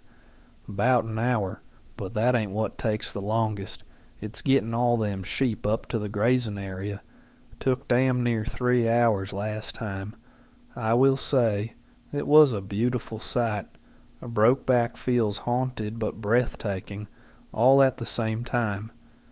Ennis nodded, his mind drifting to the sour old man he'd met in Signal, sitting on a tractor tire, warning him about Brokeback's dangers. The mountain had a reputation, haunted, folks said, with whispers of lost souls in its shadows. Ennis figured anywhere you stepped, someone had died there. The whole damn world was haunted, from Sage's dust to this jagged peak. He flicked his cigarette, the ash falling like a memory, and climbed back into the truck, Jack sliding in beside him. The radio crackled to life as Jack turned the key. Pat Boone's Long Tall Sally blaring through the speakers. Jack grimaced, enduring it for a few seconds before turning the dial to a country station. The twang of Johnny Cash's Ring of Fire filling the cab. "No, thank you," Jack muttered, his grin devilish, his love for rock and roll leaning toward the raw, soulful versions by colored artists, not Boone's polished croon. Ennis raised an eyebrow, his lips curving at Jack's quick dismissal, a spark of amusement breaking through his guarded shell. The truck rumbled out of Signal, the plains stretching endless before them, sagebrush and dust rising under the tires, the air thick with the promise of something new. Aguirre's office was their last stop before the mountain claimed them, a squat trailer reeking of old coffee and neglect, papers strewn like fallen leaves across a battered desk. Joe Aguirre didn't look up, his voice a gravelly bark. "Fridays at noon, be down at the bridge with your list and mules. Supplies'll be there." A wave of his hand sent them off, a man too busy for anyone, his eyes hard as flint. Ennis stepped out first, his boots crunching on the gravel, leaving Jack behind for a moment. Aguirre's voice stopped him cold. "Twist, I need a word." Jack lingered in the trailer, his face a mask of calm, though a flicker of nerves danced in his eyes. "That new guy, Delmore," Aguirre started, his tone sharp. "I think it's Delmar," Jack corrected gently, but Aguirre's eyes flashed, not taking kindly to being set straight. "You been on Brokeback before, Twist," he growled. "You know what to expect, and I put you in that position 'cause I expect you to be a leader."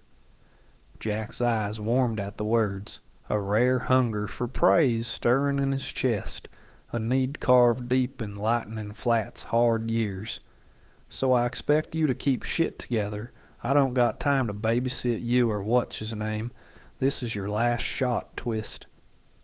Jack nodded, his jaw tight, and stepped outside, the weight of Aguirre's words settling like dust. Ennis waited by the truck, his gaze steady but curious, noticing the shift in Jack's stride, a mix of pride and pressure. They climbed into an agency pickup driven by a short, silent man named Basque. He was unassuming with dark hair and fair skin, his Latin accent, Spanish, not Mexican. Ennis noted this. Ennis remembered his father telling Hi and K.E. they had ancestors from Spain. Ennis held his head, hung over, his eyes squinting against the morning light, while Jack sat sharp and alert, his grin hiding the nerves from Aguirre's warning. They passed the gas station, where Ennis glimpsed that sour old man again, still sitting on his tractor tire, a mirror of the bitterness Ennis carried, alone and worn like Sage's cracked earth. "You boys need to stick close to them sheep," the Basque said, his voice clipped but warm. "Don't let 'em stray. Joe'll have your ass if you do." Jack leaned back, his grin cocky. "Friend, you worry about the driving. We'll worry about the sheep." Ennis's lips curved, a rare chuckle slipping out, Jack's bravado easing the tension in his chest as the truck rumbled toward Brokeback. Ennis stared out of the window, watching the flatlands give way to the jagged foothills of Brokeback Mountain, the air thickening with pine and promise.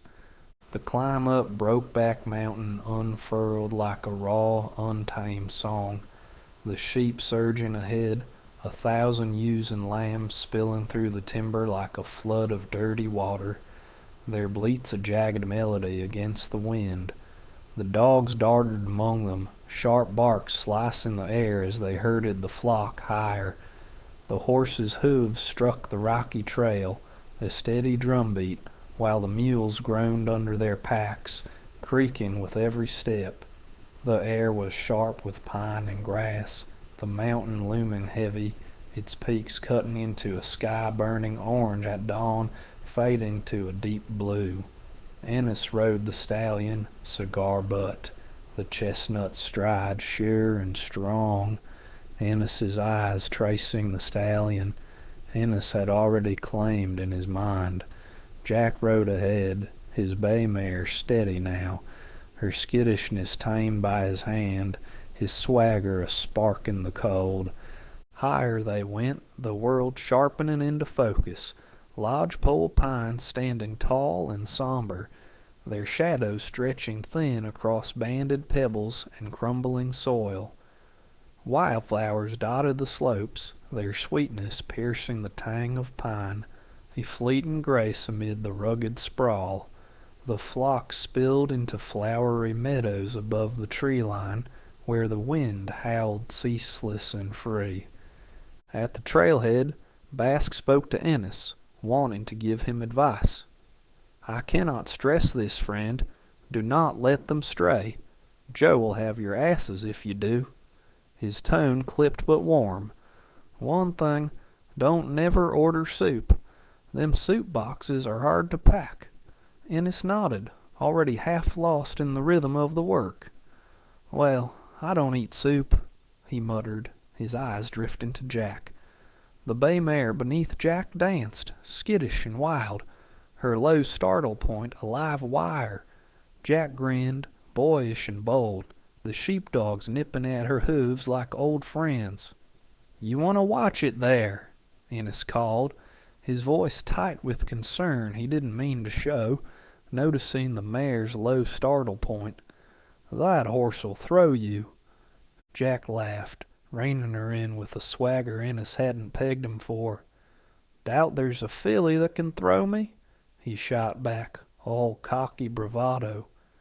"Let's get, 'less you want to sit around tying knots all day." Ennis's lips curved, Jack's grin drawing him out of his silence, a warmth that felt almost alien. By dusk they reached the campsite, a meadow cradled in the mountain's arms, bathed in the last gasps of golden light. Ennis and Jack moved as one, muscle memory guiding their hands.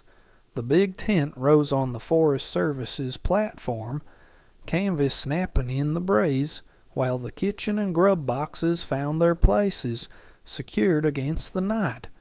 The dogs flopped down, tongues lolling from the climb, and the sheep grazed in the distance, a woolly sea under the fading sun. As darkness crept in, the air turned brittle, the chill sinking into their bones. Ennis knelt by the fire pit, kindling flames from dry wood, the crackle and pop a heartbeat in the stillness. Jack dropped beside him, their shoulders brushing in the flickering glow, the silence between them thick with something new, comfort, tension, a thread pulling tight. Ennis stole a glance at Jack, his face carved in firelight, all sharp lines and quiet strength. The mountain's silence was louder than Signal's bar, but Jack's presence filled it, a spark in the cold that Ennis felt in every sinew. He thought of Sage, of nights alone under a hard sky, wishing for someone to share the quiet. Jack's laugh, his easy talk, was a light in that darkness, a pull he couldn't name but didn't fight. Jack felt it too, his gaze lingering on Ennis's hands, steady as they fed the fire, a hunger he buried beneath his grin, a longing for the days ahead, for the mountain's promise of freedom. Above, the sky burned, a glassy orange dawn bleeding into a deep, endless blue, stained at the edges by a band of pale green. The mountain loomed, its sooty bulk softening as they sat in silence, in a haze of Ennis's cigarette smoke curling into the crisp air. As darkness further crept in, the air turned brittle, the chill sinking into their bones. Ennis, still coaxing flames from dry wood, enjoyed the stillness of the moment. Jack digs in pocket and retrieves a napkin, packed full of the trail mix from the bar. Still sitting beside Ennis, Jack shares the trail mix, their shoulders brushing in the flickering glow, the silence between them thick with something new. Comfort, tension, a thread pulling tight. The stars punch through the black above, a glittering sprawl that made the world feel boundless. Ennis stole a glance at Jack, his face carved in firelight, all sharp lines and quiet strength. Something stirred in Ennis. This may actually be a good summer. Chapter 6. Scars. The campfire spat embers into the dusk, a fleeting dance of light against Brokeback Mountain's looming peaks. The air hung heavy with pine and the musky reek of grazing sheep, 1,000 woolly souls bleating in the distance. Ennis Del Mar sat cross-legged on the cold earth, his tin plate cradled in calloused hands, the beans congealing into a bitter reminder of a life scraped thin. Jack Twist's voice cut through the quiet, raw, and jagged, unloading about his old man, John Thomas Twist, a man whose fists spoke louder than his heart. Ennis listened, his chest tight with a longing he couldn't name. Jack's hate for his father was a living thing, pulsing and fierce, while Ennis's own parents were ghosts, lost to a curve on Dead Horse Road. He'd give anything for someone to hate, to feel that fire instead of the hollow ache of absence. Jack slumped against a gnarled log, his boots stretched toward the flames, the brim of his hat casting a shadow over his restless eyes. Lightning Flat haunted him, a ghost town crumbling under the weight of drought and despair, its short grass prairie clawing at survival since the Great Depression gutted it. Jack had grown up in a ranch house sagging with defeat. At 7, he'd choked down beans night after night, his father's bitterness poisoning the air. "Oh shit," Jack growled, his voice a blade. "Can't wait till I got my own spread, and I won't have to put up with Joe Seguer's crap no more." Ennis's gaze flicked up, steady as granite. "I'm saving for a place myself. Alma and me, we'll be getting married when I come down off this mountain." The words fell flat, a duty carved into his bones. Alma was a quiet warmth in his heart, but trauma muted it. His father's shadow, the mutilated body of Earl at 9. Jack caught the indifference in Ennis's tone, mistaking it for apathy, but Ennis carried love like a bruise, hidden deep. "Shit, that stay with the sheep. No fire bullshit," Jack snapped, his frustration spilling over.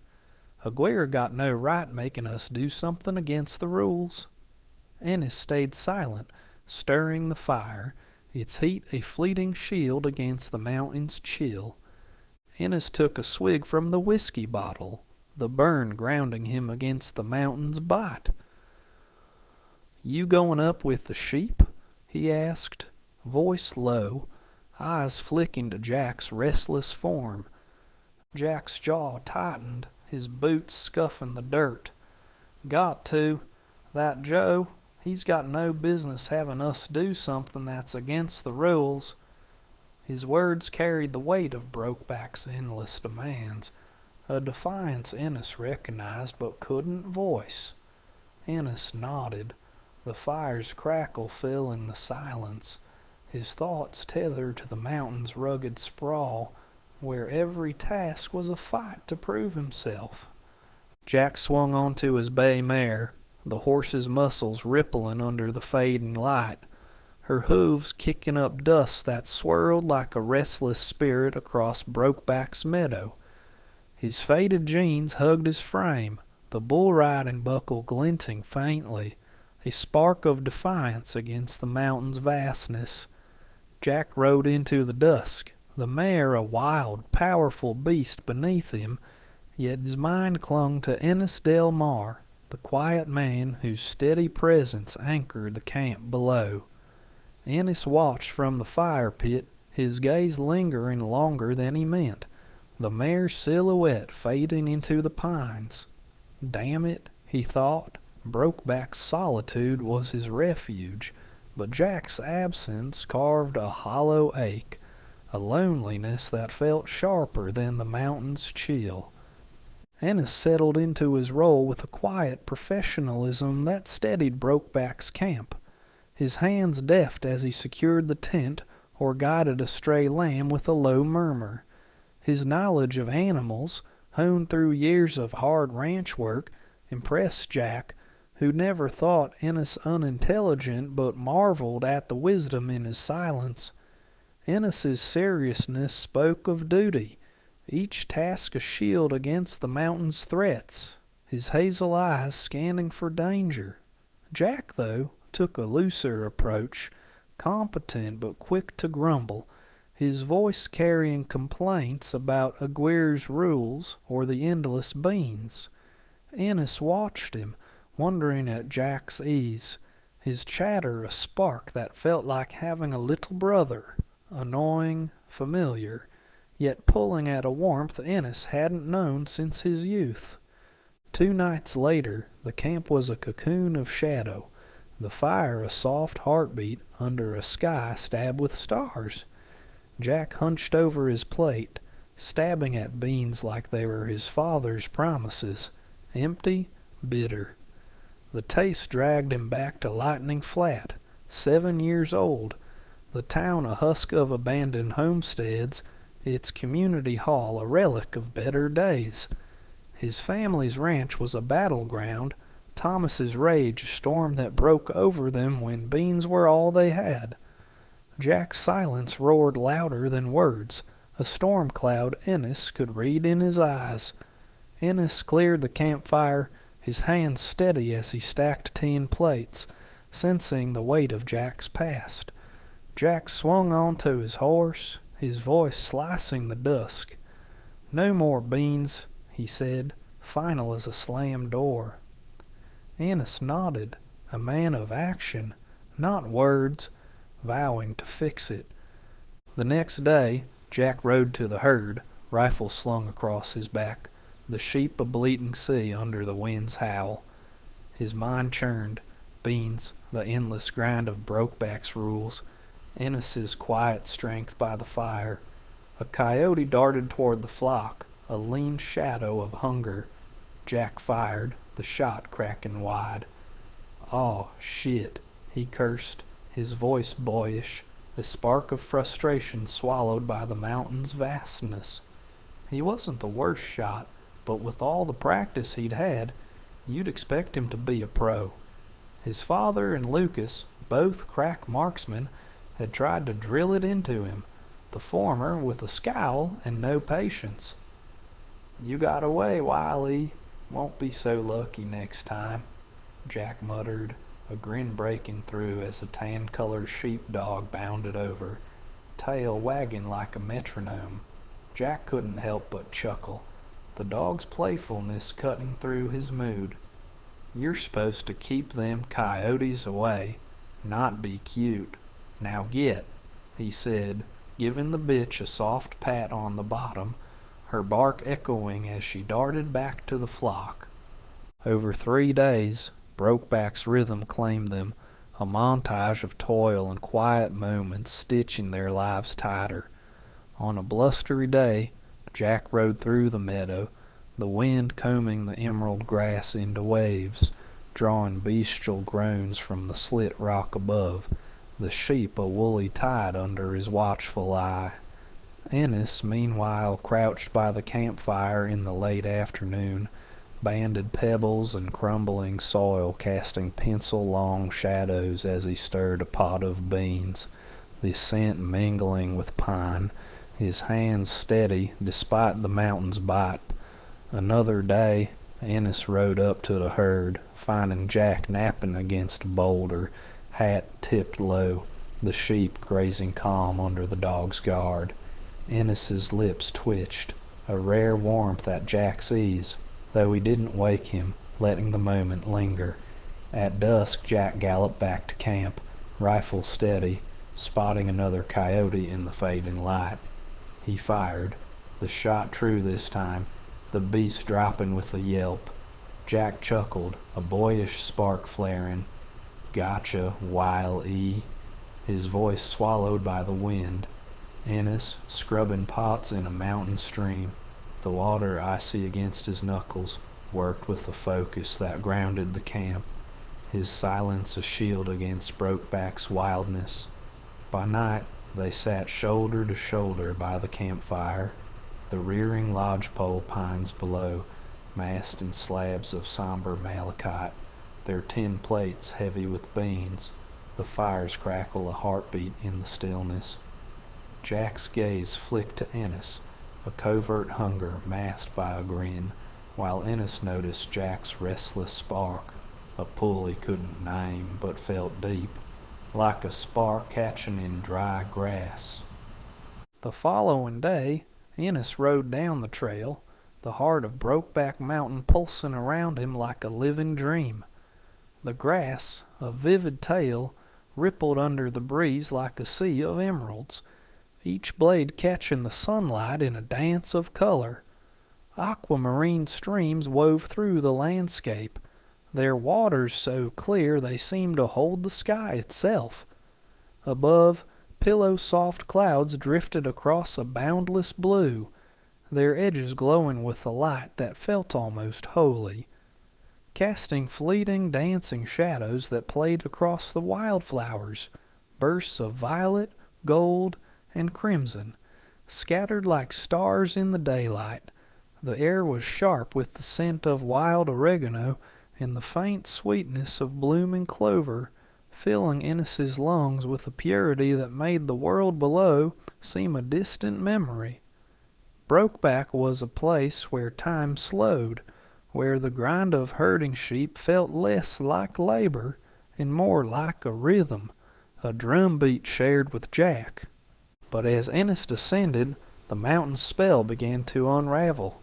The teal grass dulled to a weary green, patched with dry earth that crunched under his horse's hooves. The streams, once sparkling like jewels, grew narrower, their aquamarine sheen fading to a murky gray, reflecting a sky now heavy with clouds that churned like smoke, their edges jagged and threatening rain.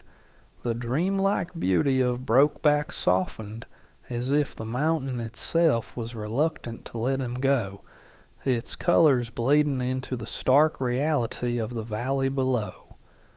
Ennis felt the shift deep in his gut, a tightening that wasn't just the thinning air. His mind churned, heavy with Jack's voice, sharp and restless. "Anything but beans, Ennis. I'm sick to death of 'em." Beans were nothing to Ennis. Cheap, filling, a steady comfort like the worn leather of his boots. But to Jack, they meant something else. Why'd the beans cut Jack so deep? Was it the monotony, or was it something more, something Jack held back, locked behind those fierce, fleeting glances by the fire? Ennis could ask, could pry open that wound, but words were a risk, sharp as a blade. Better to keep quiet, to let the silence hold them together. Instead, he'd do what he knew, find something else, something to break the cycle. Maybe a tin of peaches, their syrup sweet enough to coax a grin from Jack, or sardines, salty and sharp, a taste of something beyond this mountain. It wasn't much, but it was what Ennis could give, a quiet way to say he saw Jack's ache, felt it echo in his own stomach. The trail led him to the bridge, where the Basque waited, a strong and stout figure etched against the darkening sky. The Basque's handlebar mustache twitched as he leaned against the railing, his bronze skin carved by years of sun and wind, his eyes narrowing at Ennis's scowl. "Something wrong?" he asked, voice rough as the gravel underfoot. "Yeah, so why didn't we get the powdered milk and the spuds?" Ennis said, his voice rough as gravel, frustration bubbling up at the thought of the Basque's stinginess, the endless beans that didn't solve Jack's problem. "That's all we got," the Basque replied, curt, his tone dismissing Ennis's concern like dust brushed off a sleeve. Ennis handed over the list, fingers brushing the Basques for a fleeting moment, a reminder of their isolated world. "Well, here's next week's." "Thought you didn't eat soup," the Basque said, scanning it, his eyebrows lifting slightly, a hint of amusement in his gaze. "Yeah, I'm sick of beans," Ennis muttered, his gut twisting with Jack's pain, the weight of those restless eyes back at camp, the way they darkened with each meal of beans. "Too early in the summer to be sick of beans," the Basque smirked, his words sharp, like he didn't care about the life Ennis and Jack were scraping out up there. Ennis turned to the horses. "Come on," he coaxed, guiding them forward, his mind already on the trail back to camp, to Jack.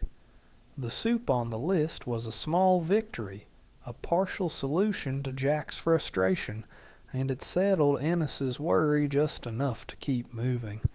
He wasn't sure if the Basque was being fair, but the soup was something, a step toward easing Jack's restless heart. Late midday, Ennis rode back, humming a tune his mama once sang, its lightness a rare gift cutting through the weight of their days. Brokeback's beauty unfurled, wildflowers nodding in the breeze, their violet and gold petals a stark contrast to the sharp peaks slicing the sky. The teal grass glowed again, a fleeting return to the mountain's dreamlike embrace. Come on, he urged the mule, turning to guide it across the stream, its waters sparkling once more, though a shadow lingered in their depths. But the animals froze, ears twitching, nostrils flaring, sensing something Ennis couldn't yet see. A black bear loomed midstream, its massive form a dark silhouette against the fading light, its growl a jagged blade slicing through the air. Fear gripped Ennis, cold and sharp, horror sinking into his bones as he realized he was unarmed. Jack had the .30.30 rifle back at camp, a cruel absence in this moment of peril. The horse spooked, rearing up, and Ennis was thrown hard to the ground, his head cracking against a rock. Pain exploded behind his eyes, a half-inch gash splitting open, blood trickling warm down his temple, stars bursting in his vision as the world tilted. The mules bolted, scattering the supplies, cans of beans, bags of flour, the precious tin of soup, across the rocky ground like broken promises. Hold it. Whoa, shit, whoa, come back here, he yelled, stumbling up, his voice hoarse, his head throbbing, the bear's roars fading into the trees. Fear clawed at Ennis. Bravery surged through him, raw and unyielding, as he chased the chaos, his hands shaking as he gathered the scattered supplies. The dented tin of soup lay among the wreckage, a small beacon of hope, a promise kept despite the pain searing his skull, despite the horror of the bear's looming shadow. As he mounted his horse, wincing at the pain in his head, Ennis set off toward camp, the sun dipping lower, casting Brokeback in a golden glow. Jack rode into camp, his stomach a hollow drum, growling like a beast caged in his ribs, dreaming of his mama's mashed potatoes, creamy, warm, a taste of love in the house starved for it. But no cooking smell greeted him, not even the stale whiff of beans, just the sharp tang of pine and the faint musk of cooling earth. Fury flared behind Jack's eyes, a red-hot spark in the gathering dark.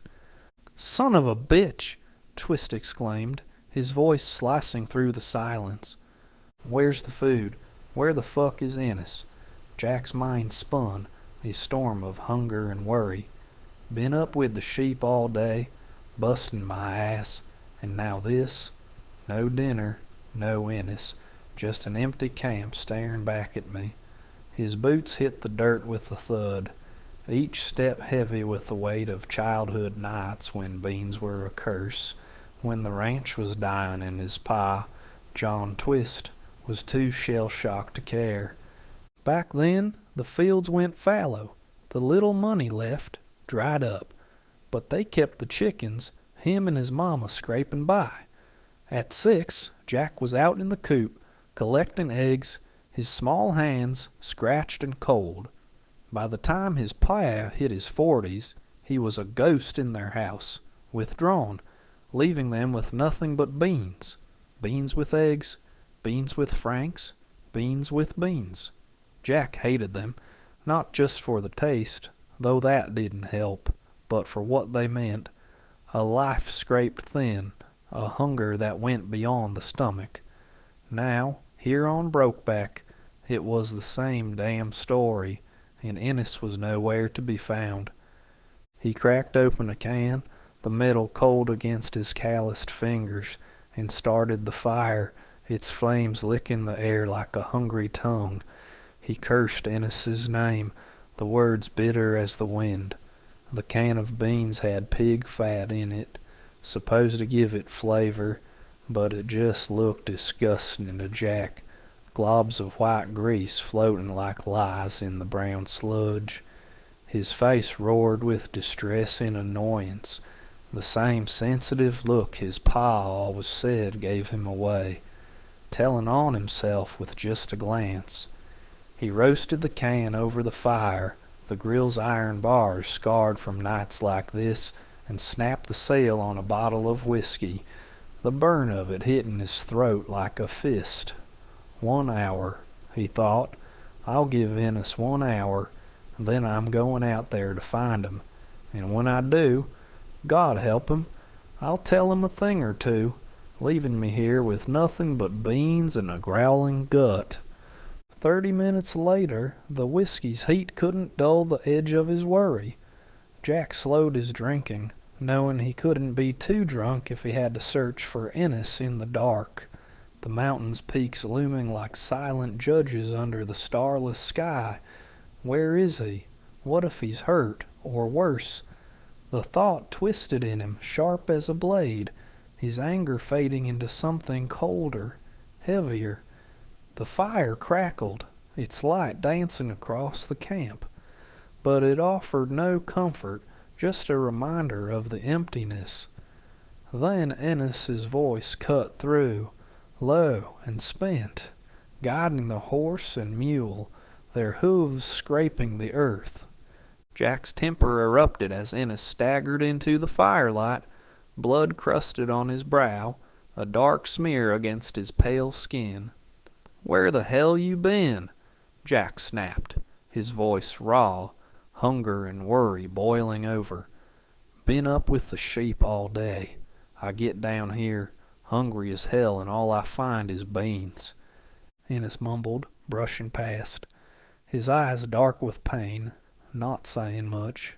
Jack saw the anger in Ennis's clenched jaw, the way his shoulders hunched, and it stung. He don't get it, Jack thought. I'm starving, worried sick, and he's acting like I'm the problem. Ennis had nearly broke his neck trying to get something that wasn't beans, and here Jack was, bitching the moment he showed up. Jack's anger faltered when he saw the gash, crimson and raw, a jagged line across Ennis's brow. "What in the hell happened, Ennis?" he asked, his voice softening, worry taking over like a tide. "I come on a bear is what happened," Ennis said, voice rising, sharp with frustration. "Goddamn horse spooked and the mules took off and scattered food everywhere. Beans is about all we got left." Jack grabbed the canteen, but Ennis squinted, bewildered. "Got whiskey or something?" Ennis asked. Jack handed him the bottle, watching him swig, his face twisting as the liquor burned. "Dumbass mule. I can't believe that." "Goddamn," Ennis muttered, his voice thick with exhaustion. Jack dipped his wine-colored bandana in boiling water, the steam rising like a ghost, and stepped close. "Let me see," he said, the air thick with their nearness, the firelight casting shadows that danced across their faces. Ennis snatched the cloth, their fingers brushing, a jolt like lightning shooting through Jack's veins. "Shit," Ennis hissed, pulling away, the pain in his eyes more than just the gash. "Well, we gotta do something about this food situation," Jack said, steadying himself, his heart still racing from that touch. "Maybe I'll shoot one of the sheep." "Yeah, what if Aguirre finds out, huh?" Ennis shot back, his voice hard. "We're supposed to guard the sheep, not eat 'em." "What's the matter with you? There's 1,000 of 'em," Jack pressed, his defiance flaring up, a spark against Ennis's stubbornness. "I'll stick with beans," Ennis said, resolute, his eyes fixed on the fire. "Well, I won't," Jack replied, a quiet defiance, his voice steady but carrying the weight of all those childhood nights, all those cans of beans. Jack wasn't being defiant, He was stating a fact.